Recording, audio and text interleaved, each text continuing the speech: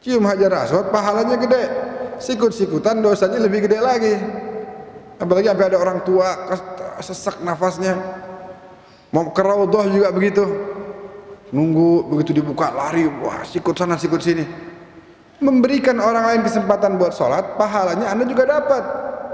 Ketika Anda masuk buat sholat tapi Anda sikut sana sini, pahala dapat, dosa juga dapat.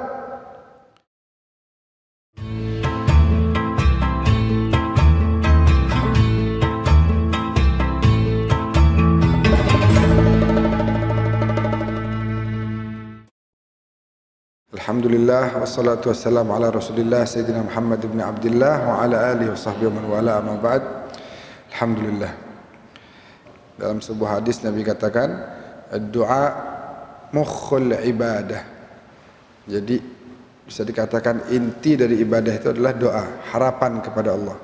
Ad-du'a silahul mu'min, senjatanya orang beriman. Maka setiap kali orang beriman itu ingin maju, mengharap, mintalah dengan doa yang tulus. Sering kita dengar tuh, orang kalau doa itu tergantung memang niatnya. Kalau memang betul-betul dia tulus minta kepada Allah yang Maha Kuasa dan dia dalam keadaan yang ikhlas mengharap, maka Allah akan berikan harapan-harapannya. Sampai-sampai kita pernah dengar kisah-kisah bagaimana doa itu betul-betul memang merupakan senjata orang mukmin. Kita dengar misalnya waktu itu ada orang ahli maksiat di Irak, di Baghdad atau di Basra begitu. Ahli maksiat meninggal dunia. Warga sekitar nggak mau dia dikubur di kota tersebut. Nggak kasih izin. Ini biar dia dikubur di luar aja. Anaknya 2 masih remaja, bingung gimana cara nguburin, nggak tahu. Dibawa jenazah ayahnya pakai gerobak, dicari siapa yang mau nguburin ayahnya. Sampai ketemu satu orang di kampung sebelah. Dia bilang, ini ayah saya nggak ada yang mau nguburin, nggak ada yang mau sholatin, nggak ada yang mau mandiin jenazahnya. Kira-kira antum bisa nggak doain, bisa nggak mandiin, bisa nggak nguburin? Bisa. Udah dikerjain semuanya, selesai. Ini anak 2 balik lagi ke rumahnya. Tokoh di kota tersebut yang menolak si orang maksiat tadi dikubur di situ, malam harinya mimpi ngelihat tuh orang berada di istana yang mewah luar biasa. Dia masuk ke istana tersebut, dia bilang, Anda ini kan bermaksiat selama hidup di dunia. Saya pernah lihat Anda berbuat dosa. Kok bisa Anda dapat istana? Ngapain Anda di istana ini? Kata orang itu, ini istana saya. Anda yang ngapain masuk ke istana saya? Keluar dari sini, begitu. Buru-buru paginya didatengin si anak-anaknya. Dia bilang, di mana abah antum dikubur? Di kampung sebelah. Siapa yang nguburin? Ada orang situ. Datengin. Dia tanya, antum doa apa? Saya lihat ini orang yang meninggal yang harusnya bayangan saya dia ini dapat siksa, ini malah dia mendapat kenikmatan yang luar biasa. Ini pasti rahasianya ada di doa antum. Dia bilang, ya saya kuburkan sebagaimana normalnya. Apa yang beda? Nggak ada yang beda. Oh ada, waktu doa itu memang saya selipkan begini katanya. Bayangkan nih betapa pentingnya posisi doa. Dia kesian. Dia bilang, ya Allah, ini orang nih, jenazah nih ditolak dikubur di tempat tinggalnya. Dia datang kepadaku dalam keadaan sudah mayit dan aku urus dia. Kalau dia datang kepadaku masih hidup, aku akan jamu dia dengan jamuan yang luar biasa. Tapi dia udah wafat. Maka sekarang engkaulah yang menjamunya ya Allah, dan engkaulah paling hebat dan paling baiknya penjamu, maka jadikan orang ini sebagai tamumu yang kau muliakan. Akhirnya Allah Maha Pengasih dan Maha Penyayangnya itu melebihi daripada sifat keadilannya, dan karena itulah kemudian dosa-dosanya diampuni oleh Allah Subhanahu wa taala, dan Allah berikan kasih sayang yang luar biasa. Jadi memang penting betul. Ada orang lagi misalnya ziarah ke Rasulullah, lalu sampai di kuburan Nabi, orang ini memang polos. Dia bilang, ya Allah, ini doanya singkat tapi padat. Ya Allah, di hadapanku ini ada kekasihmu. Ya Allah, aku ini hambamu dan syaitan itu adalah musuhmu. Ada 3. Nabi ini kekasihmu, aku hambamu, syaitan adalah musuhmu. Ya Allah, kalau engkau ampuni dosaku, kekasihmu ini akan senang karena umatnya diampuni dosanya. Aku sebagai hambamu akan bahagia, dan syaitan yang merupakan musuhmu akan sedih karena engkau ampuni dosaku. Namun kalau engkau tidak ampuni dosaku ya Allah, kekasihmu Nabi Muhammad akan sedih. Aku hambamu akan celaka, justru syaitan musuhmu itu akan senang. Ya Allah, engkau lebih pilih menyenangkan Nabi Muhammad apa menyenangkan syaitan? Ya, jadi seperti dipaksa begitu. Ya mau nggak mau pasti akan diampuni dosa-dosanya oleh Allah Subhanahu wa taala. Hadirin yang dimuliakan oleh Allah, kita akan masuk dalam pembahasan kita di hari ini sebagai muqaddimah bahwa hidup ini adalah tanggung jawab. Hidup ini adalah tentang tanggung jawab di dunia dan di akhirat.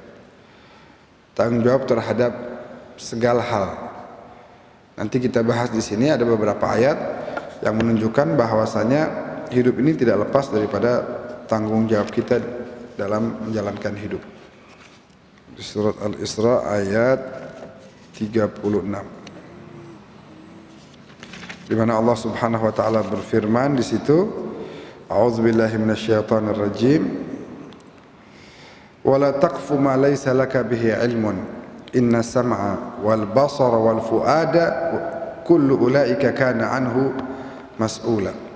Dalam ayat sebelumnya ayat 13 juga Allah berfirman, wa kullu insanin alzamnahu ta'irahu fi 'unuqihi wa nukhriju lahu yawmal qiyamati kitaban yalqahu mansyura.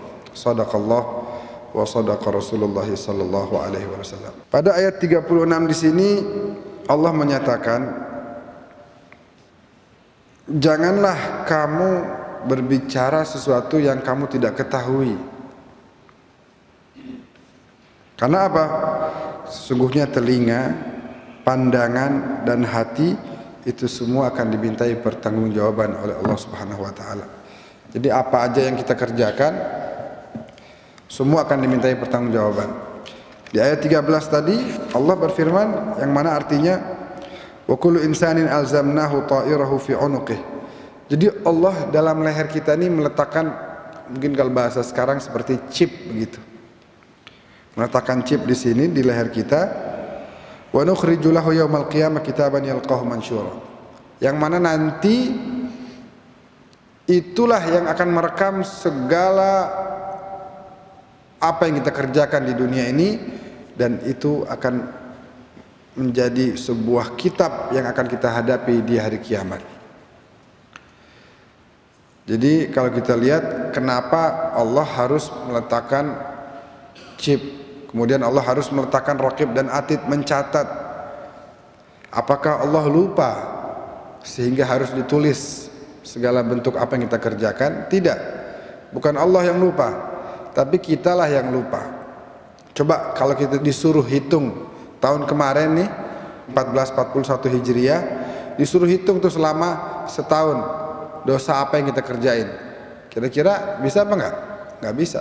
Kan di doa akhir tahun tuh ada tuh, wa nasituhu wa lam tansah, yang mana dosa-dosa yang udah aku lupakan engkau enggak pernah lupa ya Allah, ampunkan semua dosa itu.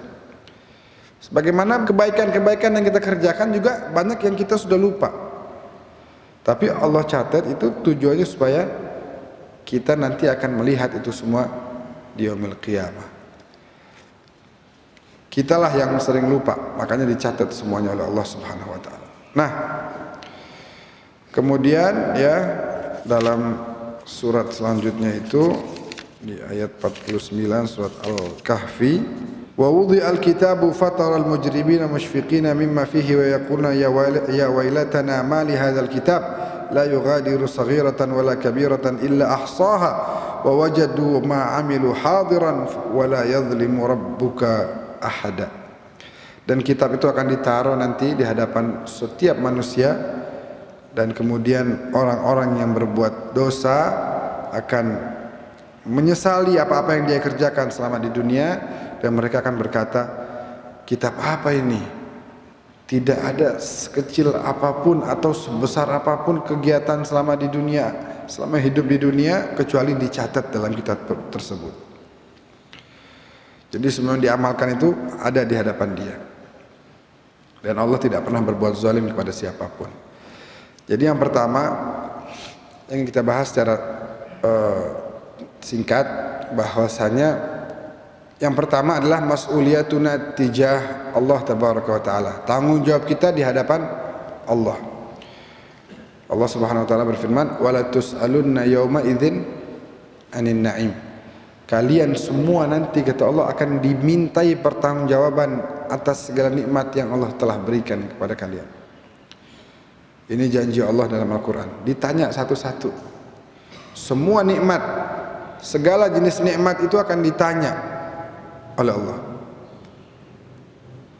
Bahkan dunia ini halalnya aja akan dihisab. Kita diberikan nikmat oleh Allah, misalnya harta banyak. Lalu karena kita mendapati harta tersebut dengan kerja, dengan usaha, dengan bisnis, apakah kemudian harta itu tidak dimintai pertanggungjawaban oleh Allah? Tidak. Pasti dimintai. Kamu punya harta banyak, aku berikan kepadamu. Kamu sudah punya rumah yang indah, yang bagus, yang layak. Kenapa harus beli rumah lagi di tempat lain? Kenapa uang tersebut nggak kamu gunakan untuk membantu orang yang membutuhkan? Bukankah saudara sepupumu masih ngontrak dengan rumah yang sangat kecil, nggak layak, bocor di mana-mana? Bukankah saudaramu, bukankah ponakanmu, bukankah bahkan orang tuamu masih membutuhkan bantuan darimu? Itu semua akan dimintai pertanggungjawaban. Bukankah Nabi bilang juga apa? Ma'ama Nabi man bata syab'anan wa jaruhul muslim ja'i'. Tidak termasuk orang yang beriman kepadaku orang yang tidur pada malam hari dalam keadaan kenyang, sedangkan tetangganya yang merupakan saudara seiman dalam keadaan lapar. Jadi semua itu akan dimintai pertanggungjawaban di hadapan Allah tabaraka wa taala. Ada sebuah kata-kata, awwaluhun an ta'budullaha wa la tusyriku bihi syai'an. Yang pertama, ajaran Islamnya adalah kamu beriman kepada Allah, beribadah kepada Allah dan tidak menduakan Allah. Wa inna mathala man asyraka billah. Permisalan orang yang syirik itu, orang yang menduakan Allah, adalah seperti kamathali rajulin ishtara 'abdan min khalisi malih bidhahabin aw waraqin faqala hadhihi dari wa hadha amali fa'mal wa addi ilayya fakana ya'mal wa yuaddi ila ghairi sayyidih fa ayyukum yarda an yakuna indahu kadzalik. Kalau kita nih punya duit, capek nabung, punya duit. Kalau zaman dulu kan beli apa namanya? Beli budak. Kalian beli budak habis gitu. Kita nih beli budak pakai duit kita. Terus kita bilang, ini rumah saya, ini kerjaan saya. Ayo kerja di sini ya. Ini nanti setiap hari akan menghasilkan uang sekian. Antum habis itu setelah diolah jual ke sana. Udah diajarin, dikasih tahu, tiba-tiba dia kerjain, habis dia dapat hasilnya dia kasih ke orang lain. Kita ridho apa enggak? Ridho apa enggak? Enggak bakal ridho kita. Duit-duit kita beli itu budak, kerjaan-kerjaan kita, modal-modal kita, rumah-rumah kita, duitnya dikasih orang lain. Begitu juga kita nih, Allah melihat kepada kita. Nikmat dari saya, kata Allah. Semua yang kamu punya dari saya. Tiba-tiba kamu malah menduakan saya. Kamu lebih mendengar bisikan hawa nafsumu daripada perintah saya. Kamu lebih dengar misalnya bisikan syaitan daripada perintah saya. Itu adalah, dan kita nggak ridho hal itu terjadi pada kita. Yang kedua, tanggung jawab kita di hadapan baginda Nabi SAW.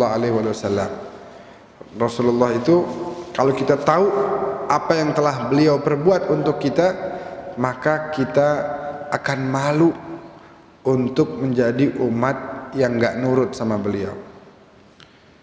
Dialah manusia yang rela menghabiskan umurnya demi kita. Malam-malamnya dia habiskan bukan buat kumpul santai-santai keluarganya, tapi berdiri pada malam hari untuk mendoakan kita umatnya, beristighfar bagi kita. Dialah manusia yang rela mengorbankan banyak keluarganya jatuh gugur di medan peperangan. Sahabat-sahabatnya jatuh gugur. Demi siapa? Demi kita supaya dapat Islam ini, supaya sampai Islam kepada kita.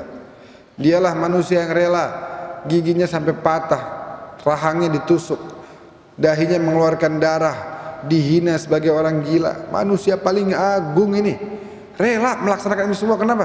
Karena mikirin kita umatnya. Siti Khadijah udah ngeluarin semua hartanya, sampai makan daun-daunan di Syi'ib Bani Hashim, tapi waktu mau meninggal minta maaf sama Nabi, bilang maaf saya nggak pernah lakukan kebaikan buat kamu, maaf saya belum bisa menjadi istri yang baik buat kamu, maaf saya belum bisa menjadi umat yang nurut kepada kamu. Padahal semuanya udah dikerjakan. Kenapa? Karena Siti Khadijah sadar betul apa yang dia kasih itu sedikit dibanding yang diberikan Nabi Muhammad kepada dia, yaitu iman, yaitu Islam, kenal kepada Allah, dijanjikan surga, kenikmatan yang kekal dan abadi. Maka kita, kalau Siti Khadijah aja udah mengerjakan banyak hal begitu masih belum merasa apa-apa, apalagi kita. Kita udah kerjain apa? Nah, kita punya tanggung jawab untuk membalas kebaikan Rasulullah sallallahu alaihi wasallam. Siti Khadijah itu sampai mengatakan, ini ada menggubah sebuah syair yang sangat indah. Apa kata Siti Khadijah? Walau annani amsaitu fi kulli ni'matin wa damat liyad dunya wa mulkul akasirah ma sawaitu indi janahu ba'udatin idza lam takun aini li ainayka nadhirah. Kalau aku nih ya Rasulullah memiliki semua kekayaan dunia nih, ini semua harta di dunia punya aku, lalu kerajaan-kerajaan kaisar dan semuanya menjadi kerajaanku, ya. Masa itu semua kenikmatan tadi, harta-harta, kerajaan, kekuasaan, bagiku tidak lebih mulia dari sayap nyamuk, dari sayap lalat, jika mataku ini tidak bisa memandang ke arah wajahmu wahai Rasulullah.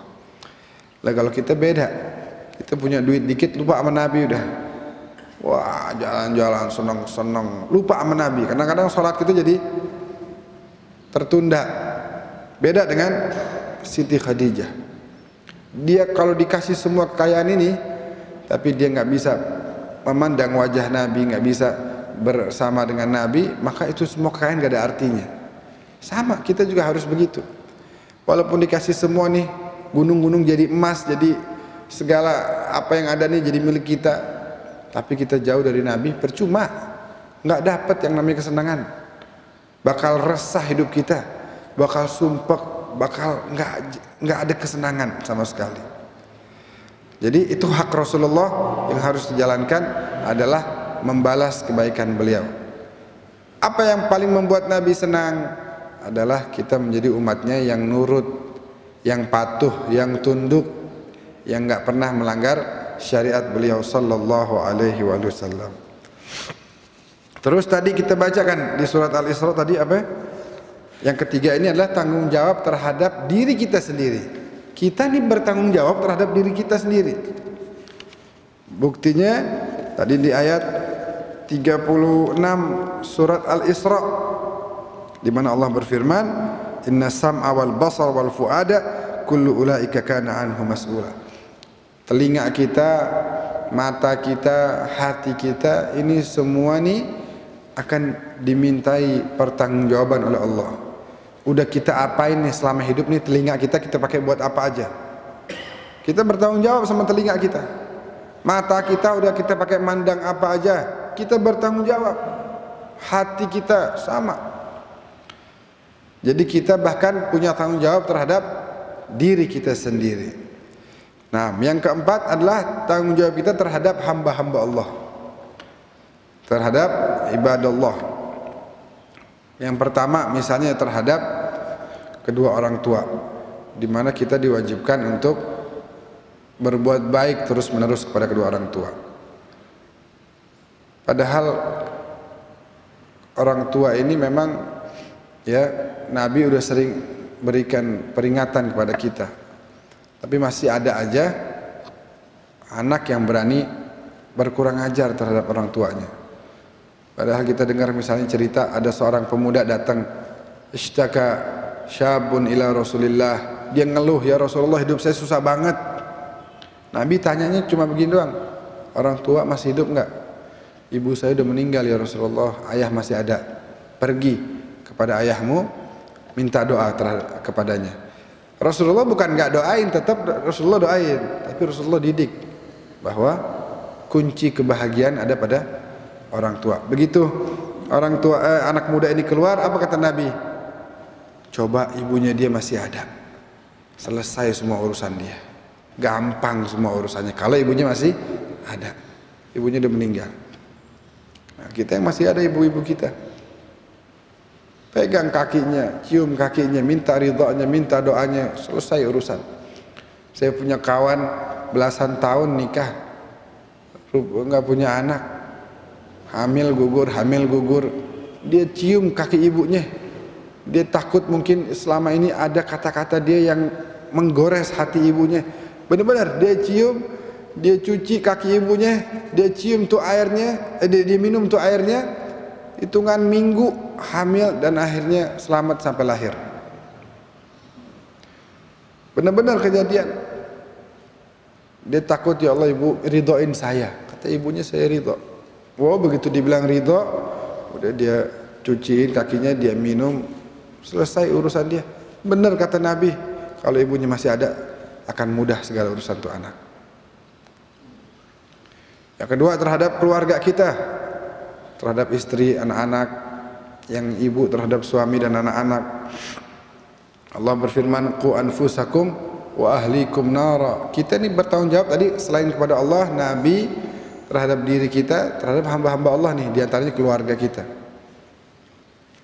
Kita diminta untuk menjauhkan diri kita dan keluarga kita dari panasnya api neraka.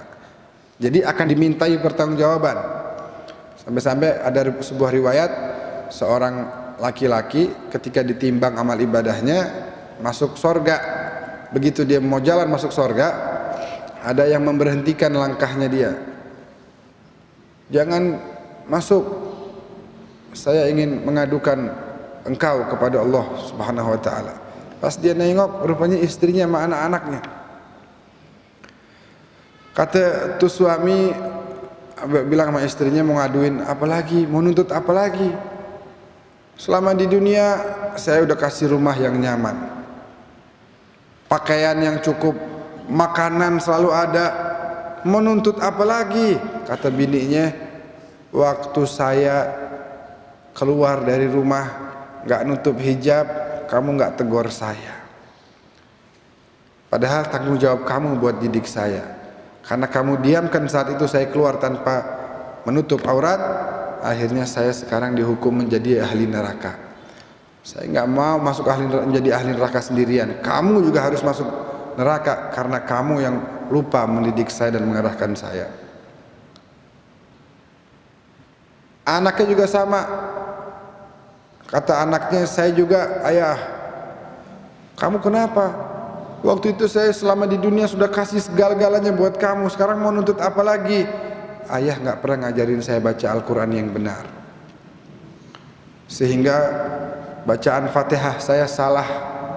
Bahkan ayah tidak tanya waktu saya keluar malam hari sama siapa, saya keluar dengan yang bukan muhrim, saya maksiat kepada, padahal tugas ayah untuk mengarahkan saya, kewajiban ayah mendidik saya, dituntut sama anaknya sama istrinya. Sampai akhirnya terdengar suara, la tatanaza'u udkhulun nar jami'an. Jangan kalian ribut, masuklah kalian semua ke dalam panasnya api neraka. Nauzubillah min dzalik. Makanya kita punya keluarga, dijadikan keluarga kita betul-betul jadi rumah kita jadi surga, keluarga kita jadi keluarga yang harmonis, enak udah. Terus terhadap apa lagi? Bukan hanya terhadap orang tua dan keluarga saja, terhadap tetangga. Tadi hadis yang saya bawa, ma amana bi man bata ja'ian man bata syab'anan wa jaruhul muslim ja'i'. Tidak termasuk beriman kepadaku orang yang tidur dalam keadaan kenyang sedangkan tetangganya dalam keadaan lapar. Ada yang mengatakan, ngapain sih, udah kan kita udah berlaku adil, apa yang kita jalankan sudah sesuai. Allah tidak hanya menuntut kita berlaku adil, tapi juga innallaha ya'muru bil adli wal ihsan. Kadang begitu, seorang suami misalnya, saya sudah berikan hak istri saya kasih uang belanja, udah, padahal dia lupa bahwa Allah juga memerintahkan untuk berbuat ihsan, tidak hanya berbuat adil, berbuat kebaikan terus menerus kepada siapapun. Nggak perlu misalnya, enggak, dia nggak baik sama saya juga nggak mau berbuat baik. Itu kalau dalam lingkupan keadilan. Tapi dalam berbuat ihsan itu tidak terbatas hanya kepada orang yang berbuat baik kepadamu. Makanya orang yang baik itu adalah orang yang berbuat baik kepada orang yang berbuat jahat kepada dirinya. Kalau berbuat baik kepada orang yang berbuat baik itu mudah, tapi berbuat baik kepada orang yang jahat itu yang berat. Itu adalah ihsan, berbuat baik kepada siapapun. Al-Imam Ali Zainal Abidin waktu itu lagi tawaf. Tawaf ini kan tahu sendiri pahalanya. Satu kali tawaf 7.000 pahala, 7.000 dosa dimaafin, 7.000 derajat diangkat sekali tawaf. Lagi tawaf, tiba-tiba Sayyidina Ali Zainal Abidin ini cicitnya Rasulullah keluar. Belum selesai tawafnya.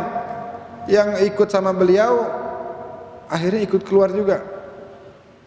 Sambil jalan ditanya, ya benar Rasulullah, wahai anak Rasulullah, ini kita belum kelar tawafnya, antum udah keluar.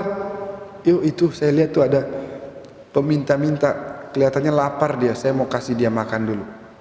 Lagi tawaf ditinggalkan untuk membantu orang yang sedang memiliki hajat. Kadang kalau kita sekarang beda, kalau antum pergi umroh, ini Sayyidina Ali Zainal Abidin, bayangin lagi tawaf ditinggalin tawafnya. Kita sekarang pukul-pukulan, sikut-sikutan untuk cium Hajar Aswad. Cium Hajar Aswad pahalanya gede, sikut-sikutan dosanya lebih gede lagi. Apalagi sampai ada orang tua sesak nafasnya. Mau ke Raudhah juga begitu. Nunggu begitu dibuka lari, wah sikut sana sikut sini. Memberikan orang lain kesempatan buat sholat, pahalanya Anda juga dapat. Ketika Anda masuk buat sholat tapi Anda sikut sana sini, pahala dapat, dosa juga dapat. Begitu. Jadi ihsan, berbuat baik kepada siapapun,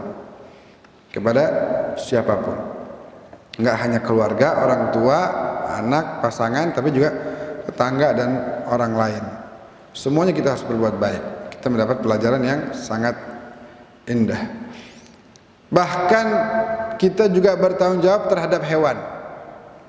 Sayyidina Ali dalam sebuah nasihatnya mengatakan, ittaqullah fi ibadihi wa biladih, fa innakum mas'uluna hatta 'anil biqa' wal bahaim. Bertakwalah kepada Allah dengan bagaimana Anda berlaku terhadap hamba-hambanya dan ciptaannya, yaitu bumi. Karena sesungguhnya kalian akan ditanyakan bahkan atas biqa', tempat tinggal yang Anda tempati itu, wal bahaim, termasuk hewan-hewan, kalian akan dimintai pertanggungjawaban. Karena ada tuh cerita, katanya orang yang suka nembakin burung bukan dengan tujuan untuk konsumsi, ya, sekedar aja lagi lewat tembak, puas hatinya. Itu katanya dalam riwayat, ketika di hari kiamat burung itu akan dibangkitkan dan akan menuntut orang tersebut. Kenapa Anda nggak membiarkan saya hidup di muka bumi? Kenapa Anda nggak membiarkan saya menikmati jamuan Allah Ta'ala? Kenapa Anda meyatimkan anak-anak saya yang baru saya lahirkan? Sehingga saya ingin memberikan makan kepada mereka nggak bisa, gara-gara Anda bunuh saya. Itu aja kita akan dimintai pertanggungjawaban. Nah, saya masuk kepada pembahasan kita yang insya Allah tidak panjang lebar, ya, singkat aja. Yaitu yang paling besar adalah bukan yang paling besar, maksudnya yang saya akan bahas pada saat ini adalah tanggung jawab kita terhadap Islam. Tadi terhadap Allah sudah, terhadap Rasul sudah, terhadap diri sendiri, terhadap hamba-hamba Allah, bahkan terhadap hewan sekalipun. Nah, sekarang kita bahas adalah tanggung jawab kita terhadap Islam. Kita ketahui bersama dalam surat Ali Imran ayat 85 Allah Subhanahu wa taala berfirman, "Wa man yabtaghi ghairal islami dinan falan yuqbala minhu wa huwa fil akhirati minal khasirin." Siapa orang yang menginginkan agama selain Islam, maka tidak akan diterima. Islam ini agama yang Allah berikan, yang Allah turunkan dari zaman Nabi Adam sampai saat ini. Liyudhhirahu 'alad dini kullih. Dan yakinlah bahwa agama Islam ini nanti Allah akan menangkan di atas agama-agama yang lain. Makanya sekarang kalau kita perhatikan, semua orang nih mencari solusi. Ini solusinya apa nih? Hidup kita makin berat.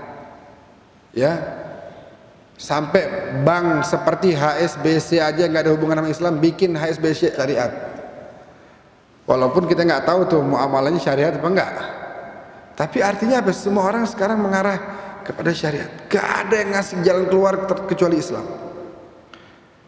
Kita sekarang nemu di Eropa sono Profesor Fulan masuk Islam. Kalau kita nggak dakwah sekalipun, ini kita berdakwah sendiri. Ketika orang-orang yang ilmuwan itu membaca, dia lihat kebesaran kitab ini, masuk Islam berbondong-bondong. Namun kita juga punya tugas sebagai seorang muslim, bagaimana memuliakan kitab suci Al-Quran ini, bagaimana memuliakan ajaran Islam yang kita peluk ini. Jadi nikmat paling besar yang Allah berikan adalah nikmat Islam. Sampai kan kita sering dengar, wa kafa biha min ni'mah, cukup satu itu sebagai nikmat. Kalau kita dikasih nikmat dalam hidup ini hanya Islam, nggak dikasih nikmat bisa punya anak, bisa punya rumah nih, duit, ini nggak dikasih semua nih, tapi dikasih satu doang Islam, itu cukup untuk sebagai modal kebahagiaan dunia dan akhirat. Sampai-sampai Nabi berkorban demi apa? Demi Islam. Sampai-sampai waktu itu orang-orang kafir Quraisy datang ke Sayyidina Abu Talib, bilang, ya Abu Talib, bilang sama ponakanmu Muhammad, udahlah nggak usah dakwah-dakwah, tinggalkan. Dia mau apa sih? Dia mau duit, kita kasih. Dia mau harta, kita kasih. Dia mau kekuasaan, kita angkat dia jadi pemimpin kita. Dia mau wanita, kita kasih wanita-wanita paling cantik. Tapi tinggalin Islam. Sayyidina Abu Talib bilang, ya ibn akhi, ya dipanggilnya begitu dengan penghormatan, padahal ponakannya, tapi nggak dipanggil ya Muhammad. Nggak pernah keluarga Bani Hashim ini nggak pernah manggil Rasulullah dengan ya Muhammad, nggak ada. Pamannya, kakeknya, ya selalu menyebutnya dengan ya ibn Abdillah, ya, begitu. Nah, dibilang sama Sayyidina Abu Talib, wahai putra saudaraku, mereka barusan datang bilang begini. Wallahi ya am, law wada'u syamsa ala yamini wal qamara ala yasari ala an atruka hadzal amr ma taraktuh hatta yuzhirahu Allah au ahlika dunah.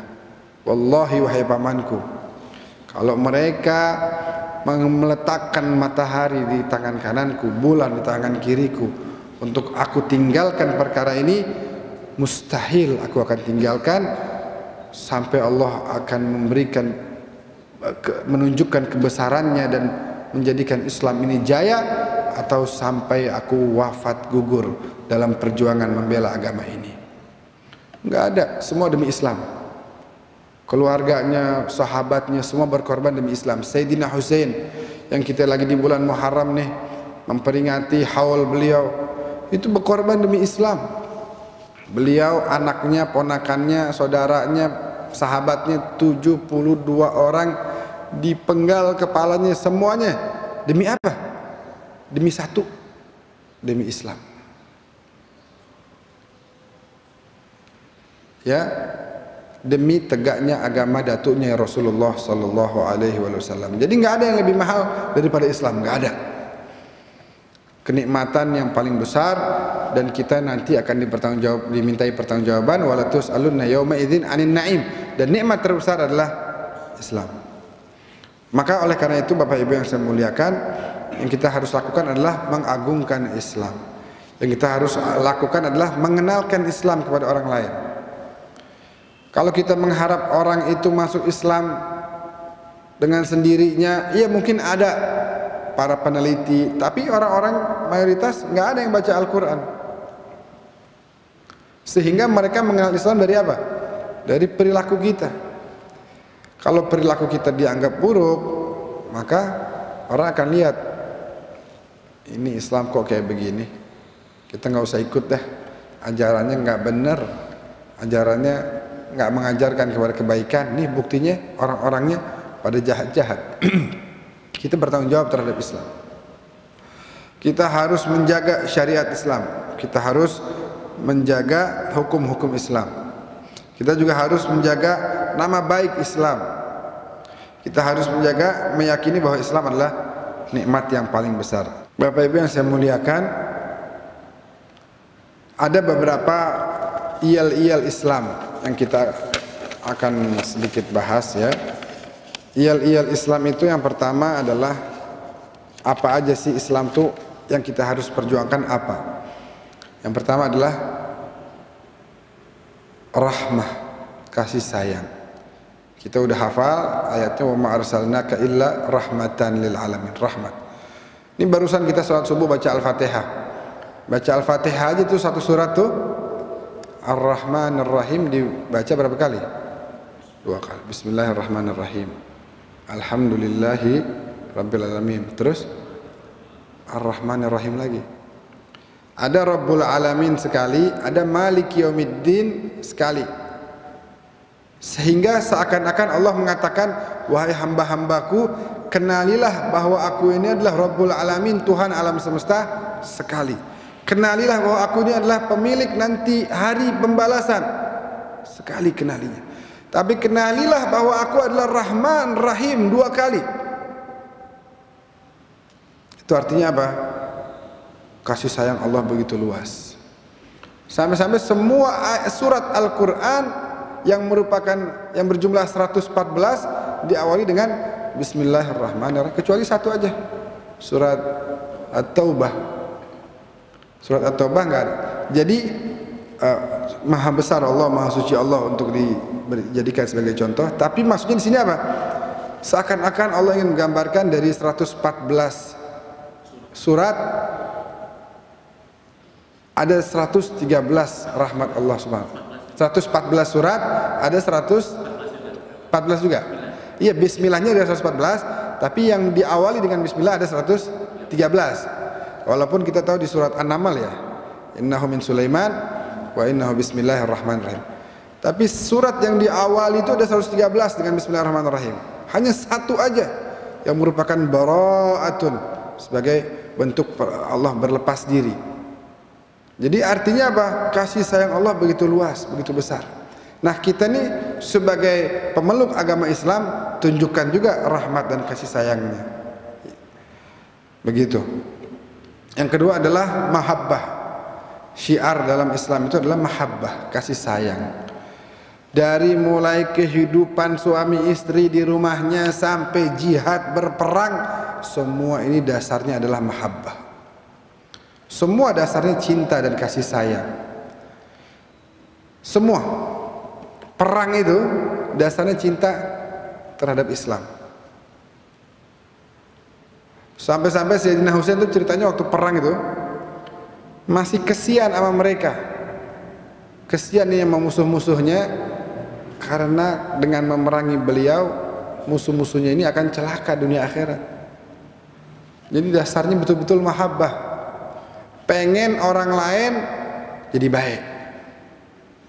Sebagian orang sekarang enggak. Itu mufassir dari Mesir, Syekh almarhum Syekh Mutawalli Sya'rawi, luar biasa. Pernah bawa cerita, dia ketemu satu orang pemuda yang sukanya ngebom sana, ngebom sini. Dia bilang, ya waladi, dia panggilnya dengan sebutan wahai anakku. Kalau kamu lihat orang maksiat itu kamu apain? Saya bom mereka. Kenapa dibom? Biar pada mati. Kenapa emang pada mati? Biar pada masuk neraka semuanya. Wahai anakku, kalau begitu kamu juga menjadi orang yang mensukseskan keinginan syaitan. Kok bisa? Syaitan itu pengen semua hamba-hamba Allah masuk neraka. Kalau Nabi Muhammad enggak, wahai anakku. Nabi Muhammad jenazah Yahudi lewat mengeluarkan air mata. Kenapa? Karena dia sedih ada satu orang yang belum berhasil diberikan hidayah, belum berhasil diajak masuk dalam Islam. Dia pengen Nabi pengen dia ini si Yahudi masuk Islam. Nabi pengen dia ini masuk surga. Terhadap orang Yahudi, lah kamu terhadap orang yang udah beriman ini karena berbuat maksiat sedikit, bukannya diajak tobat malah dikirim ke neraka. Bedanya apa sama syaitan? Bedanya apa sama iblis? Jadi memang mahabbah itu artinya pengen semua orang baik. Kita juga begitu, kita pengen semua orang ini jadi baik. Kita pengen semua orang masuk surga. Nabi pernah ada satu Arabi Badui kencing di masjid, semua sahabat marah. Nabi bilang jangan marahin, ayo siram. Disiram, habis gitu Nabi panggil, ini rumah Allah, kita harus jaga kesuciannya. Melihat akhlak Nabi yang begitu indah, dia doa gimana? Allahumma arhamni wa Muhammada wa la tarham ma'ana ahada. Ya Allah, rahmati aku dan Muhammad, dan jangan rahmati yang lain yang ada di sini. Karena yang lain pada marah sama dia. Orang Badui kan polos. Orang lain pada marah, kesal. Akhirnya dia kesal juga. Ya Allah, rahmati aku dan Muhammad, dan jangan rahmati mereka yang ada di sini. Kata Nabi, la tuhajjir rahmatullah.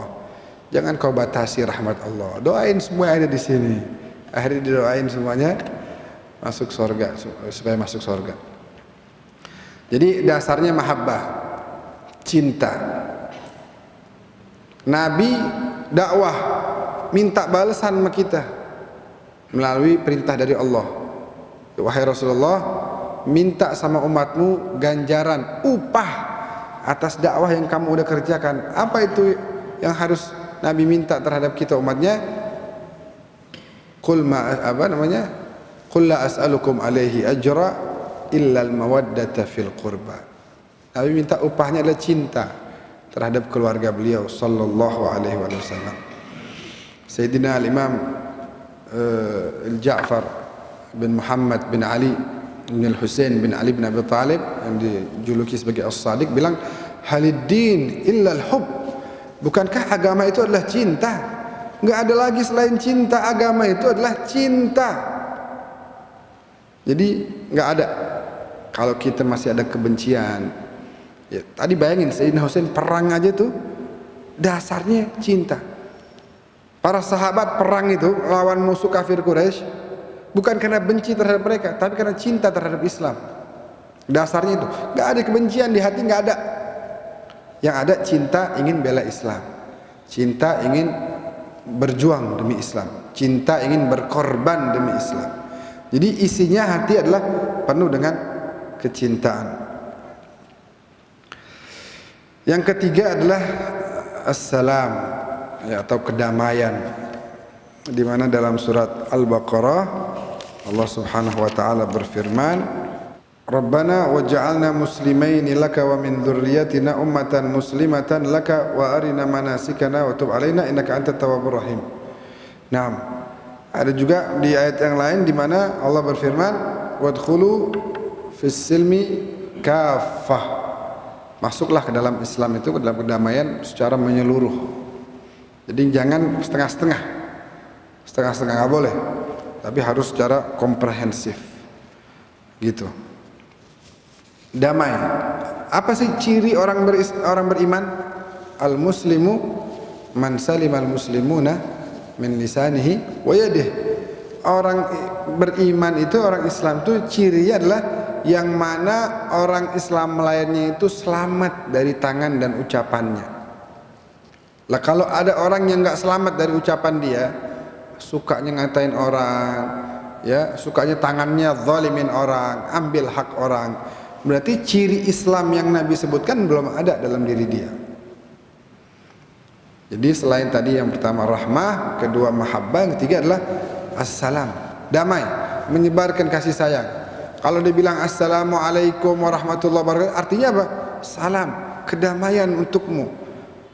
Tenang, nggak akan ada kezaliman. Tenang, nggak akan ada gangguan dari kita. Nggak akan kami ambil hak kalian. Itu arti daripada assalamualaikum. Sekarang nggak. Ya, pejabat-pejabat tuh assalamualaikum, tapi tetap aja duit rakyat diambil. Tetap aja korupsi di mana-mana merajalela. Enggak, ini bukan assalamualaikum berarti. Itu bukan menyebarkan damai buat kita, tapi menyebarkan malapetaka, menyebarkan kerugian buat kita. Kemudian yang keempat secara singkat aja adalah al-afu. Agama Islam itu adalah al-afu atau perintah untuk memaafkan. Illa an ya'funa aw ya'fu alladhi biyadihi 'uqdatan nikah wa an ta'fu aqrabu littaqwa wa la tansul fadla bainakum. Jadi kita diperintahkan untuk memberikan maaf. Tadi itu Nabi, bayangin, orang kencing di masjidnya, Nabi hadapi dengan dimaafkan. Pemuda datang bilang, ya Rasulullah, i'dzanli, izinkan saya mau zina. Depan Nabi Muhammad, depan majlis yang penuh wibawa, dia ngomong kayak begitu sampai orang-orang itu mau ngebunuh. Yang ada di sekitar itu, ya Rasulullah, izinkan saya bunuh dia. Jangan panggil dia ke sini. Khallu baini wa bainah, ini urusan saya dengan dia, kalian jangan ikut campur. Tadi kamu bilang apa? Saya mau zina ya Rasulullah, nggak kuat sudah. Bagaimana kalau perbuatan itu dilakukan kepada ibumu? La ya Rasulullah. Bagaimana kalau diperbuat kepada bibimu, kepada saudarimu, kepada anak putrimu, kepada istrimu? La ya Rasulullah, salillah an yahdiyani. Jangan, minta sama Allah biar kasih hidayat buat saya. Nah, kalau kamu nggak mau berbuat itu kepada orang lain, kenapa kamu melakukan itu kepada seorang perempuan yang boleh jadi dia merupakan ibu dari seseorang, dia merupakan anak dari seseorang. Gimana ayahnya kalau tahu anaknya dizinahi? Kamu nggak mau anakmu dizinahi, tapi kamu zinahi anak orang. Akhirnya Nabi doakan apa? Allahumma ghfir dzambah wahfad farjah wastur farjah, kurang lebih ya, wahdi qalbah. Ya Allah, ampuni dosanya, jaga kemaluannya, dan berikan hidayah kepadanya. Akhirnya dia keluar dengan hati yang lapang, menjadi pemuda yang penuh dengan iltizam, betul-betul disiplin dengan ajaran Islam. Dan yang terakhir adalah ta'aruf. Ya, apa maksudnya di sini adalah bersosial. Islam itu adalah agama sosial. Sampai-sampai Bonaparte itu mengatakan, kalau bumi kita ini mau baik, maka jalannya cuma satu. Kita perlu pemimpin seperti Muhammad. Nggak ada jalan lain. Nabi Muhammad adalah pemimpin yang penuh kasih sayang. Sampai-sampai ada seorang Perancis yang masuk Islam tahun 80-an, menulis kitab, diterjemahkan ke bahasa Arab itu Al-Islam Dinul Mustaqbal. Dalam kitab itu disebutkan, yang nulis itu ini Roger Garaudi kalau nggak salah. Dia menuliskan Nabi Muhammad dalam hidupnya itu ada 80 peperangan, baik yang beliau hadir atau yang beliau kirim pasukan. Dari 80 peperangan ini, jumlah orang yang terbunuh baik dari pihak musuh ataupun dari pihak Islam hanya 440 saja dari 80 peperangan. Nabi sering, la taqtulu, jangan kalian bunuh anak kecil, jangan kalian bunuh perempuan, jangan kalian bunuh orang tua, jangan kalian bunuh orang yang lari. Ini dalam keadaan perang aja penuh dengan mahabbah, kasih sayang, penuh dengan rahmat, penuh dengan sosial, begitu ya. Bapak Ibu, terakhir yang ingin saya sampaikan adalah sedikit saja terakhir sebuah hadis, sebuah kejadian. Kalau kita ditanya nih sekarang sama orang nih, kebetulan misalnya ada orang non muslim datang ke sini nih ke masjid, tanya ke kita, Islam tuh apa sih? Kira-kira kita mau jawab apa?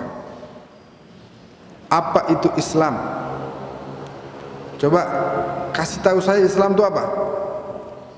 Kira-kira kita mau jawab apa? Agama yang dibawa oleh Nabi begini-begini, itu orang masih bingung. Nah, ternyata pernah terjadi kejadian ini ketika Rasul mengutus sepupunya Ja'far At-Tayyar bin Abi Talib ke Habasyah. Yang mana saat itu Nabi perintahkan idhabu ila Habasyah fa inna biha malikan la yuzlamu indahu ahad. Pergilah ke Habasyah karena di sana ada satu raja yang tidak berbuat zalim, namanya Raja Najasyi. Nah, sampai di sana Raja Najasyi ini mau tahu apa itu Islam. Lalu kemudian Sayyidina Ja'far At-Tayyar bin Sayyidina Abi Talib memberikan jawaban yang sangat indah, sehingga dengan singkat beliau bisa mengenalkan apa itu Islam. Raja Najasyi kemudian meneteskan air mata dan sampai mengatakan, kalau gitu nggak ada bedanya yang dibawa oleh Muhammad dengan yang dibawa oleh Isa. Dijaga ini umat Islam. Padahal waktu itu musuh-musuh kafir Quraisy sudah sampai mau menyerang mereka, tapi dijaga oleh Raja Najasyi. Apa Islam di sini? Islam di sini sebenarnya intinya adalah tentang muamalah. Nanti saya bacakan.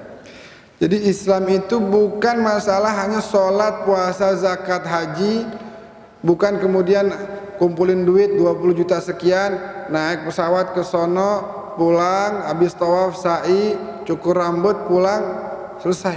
Bukan. Bukan hanya itu, bukan hanya ibadah-ibadah seperti itu. Bahkan yang lebih penting dari itu adalah muamalah. Sampai Nabi mengatakan ad-din muamalah, agama adalah muamalah. Mau tahu baiknya agama seseorang, lihat muamalahnya. Salatnya 5 waktu, puasanya rajin, zakatnya luar biasa, sedekahnya banyak banget, haji tiap tahun, umrah tiap bulan. Tapi masih suka menipu orang. Tahu Allah apa enggak nih orang? Enggak tahu Allah berarti. Ibadahnya udah banyak banget, masih suka bohong. Dalam berbisnis, dia lagi bikin satu usaha yang harusnya ini made in Indonesia, dia tulis made in Jerman misalnya. Orang ini nggak kenal sama Allah. Masih suka misalnya kayak di zaman Khalifah Umar bin Khattab tuh ada ibu-ibu yang nyampurin susu dengan air putih biar banyak. Orang terus bilang ini susu murni. Ini orang yang nggak kenal Allah, nggak kenal. Mau ibadah sebanyak apapun, dia nggak kenal Allah. Karena agama, kata Nabi, adalah muamalah. Sayyidina Ja'far kemudian ditanya, apa beliau bilang, Ayuhal Malik, kunna qauman ahla jahiliyah. Wahai raja, kita dulu adalah orang-orang jahiliyah. Na'budul asnam wa na'kulul maitah. Kami sembah patung berhala dan kami memakan bangkai.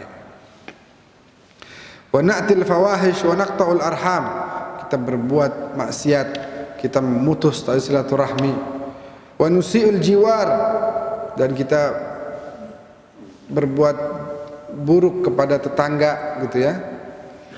Ya'kulul qawiyyu minna dhaif, yang kuat menzalimi yang lemah.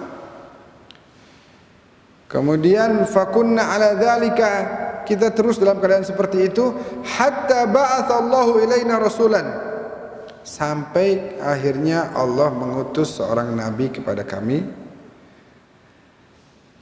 Minna, dari kelompok kami, na'rifu nasabah wa sidqah wa amanatah wa afafah. Kita tahu nasabnya, kita tahu kejujurannya, kita tahu amanahnya, kita tahu kesuciannya. Fada'ana ila Allah linuwahidahu wa na'budah. Kemudian dia mengajak kita, menyeru kita kepada Allah untuk mengesakannya dan menghamba kepadanya. Wa nakhla'u ma kunna na'bud. Lalu kita tinggalkan apa-apa yang dahulu kita sembah. Nahnu aba'una, yang disembah oleh kami dan ayah-ayah kami. Min dunihi minal hijarah wal authan, batu-batuan, patung-patung. Wa amarna bisidqil hadith. Nih ajaran Islam. Dan dia perintahkan kita untuk berkata jujur. Wa ada'il amanah, menjalankan amanah. Sampai-sampai Nabi walaupun musuhnya aja yang merangin Nabi, kalau mau keluar Mekah nitip barangnya sama Nabi, nitip hewan-hewannya sama Nabi, karena dia tahu Nabi ini nggak bakal berkhianat, padahal dia perangi Nabi. Wasilaturrahim, kemudian dia perintahkan kita untuk menjalin silaturahmi. Wa husnul jiwar, berbuat baik terhadap tetangga. Wal kaf 'anil maharim wad dima, menjauhkan yang haram dan tidak menumpahkan darah. Wa nahana 'anil fawahish wa qawliz zur, dan melarang kita untuk berbuat maksiat dan berkata yang tidak benar. Wa akli malil yatim, melarang kita untuk memakan hak anak yatim. Wa qadhfil muhsanah, melarang kita untuk menuduh orang tanpa bukti yang jelas. Wa amarna an na'budallaha wahdahu la nusyriku bihi syai'an, dan memerintahkan kita untuk menghamba kepada Allah saat tidak menduakannya dengan apapun. Nah, jadi di sini dijelaskan tentang muamalah.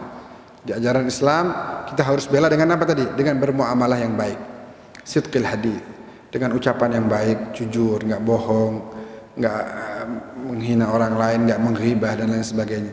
Semua ini demi kita mengangkat tinggi ajaran Islam. Al-Islam ya'lu wa la yu'la alaih. Islam itu tinggi, tidak ada yang lebih tinggi dari Islam. Jadi semua, kalau kita berbuat baik kita akan mulia karena Islam. Kalau kita berbuat jahat, kita mencoreng nama baik Islam, dan itu semua akan dimintai pertanggungjawaban oleh Allah Subhanahu wa taala. Hadza walhamdulillahirabbil alamin wa sallallahu ala sayyidina Muhammadin wa alihi wa sahbihi wasallam walhamdulillahirabbil alamin.